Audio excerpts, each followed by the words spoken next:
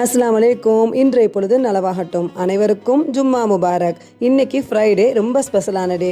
அதே மாதிரி நம்ம டாப்பிக்கும் ரொம்ப ஸ்பெஷல் தான். ஆமாங்க, இந்த துல்ஹஜ் மாதத்தின் சிறப்புகள்.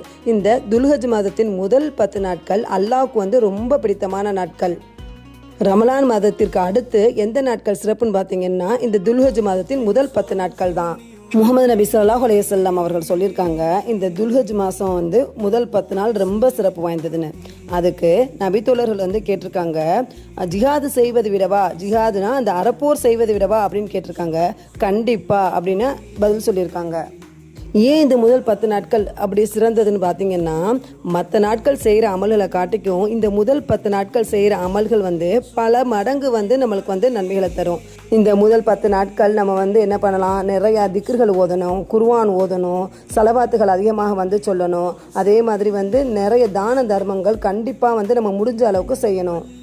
அதே மாதிரி இந்த துல்ஹஜ் மாதத்தில் இருக்கக்கூடிய பிறை 9 அன்னைக்குன்னு தான் நம்ம அரபா நாள்னு சொல்கிறோம்.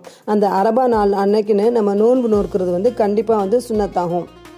இந்த அரபா நோன்பின் நன்மைகள் என்னென்னு பார்த்தீங்கன்னா, நம்ம முந்தைய வருடம் செய்த பாவத்தையும் இனி எதிர்வரக்கூடிய ஓராண்டின் பாவத்தையும் அல்லாஹு தாலா மன்னிக்கிறான். அது மட்டும் இல்லை, அல்லாஹு தாலா நிறைய நரகவாசிகளை இந்த நாள் அன்று விடுதலை செய்கிறான். இந்த ஹஜ் பெருநாள் வருது, நிறைய பேர் குர்பானி கொடுப்போம். இன்ஷா அல்லாஹ் இந்த வருஷம் நம்ம கொடுக்க முடியாதவங்க அடுத்த வருஷம் கொடுக்கணும்னு நியத்து செய்யுங்க. கண்டிப்பாக அல்லாஹ் உங்களுடைய நியத்தில் கபுலாக்கி வைப்பான். நம்ம எதை நோக்கி துவா கேட்குறோமோ கண்டிப்பாக அதை நோக்கி அல்லாஹு தஆலா நம்ம வாழ்க்கையை அமைச்சு வைப்பான். ஓகே, இந்த வீடியோ உங்களுக்கு பிடிச்சிருந்துச்சுன்னா கண்டிப்பாக லைக் பண்ணுங்கள், சப்ஸ்கிரைப் பண்ணுங்கள். உங்களுடைய ஒப்பீனியனை கமெண்ட்டாக ஷேர் பண்ணுங்கள். நல்ல கருத்தில் கண்டிப்பாக வரவேற்கப்படுது. உங்கள் ஃப்ரெண்ட்ஸுகளுக்கும் ஷேர் பண்ணுங்கள். அஸ்ஸலாமு அலைக்கும்.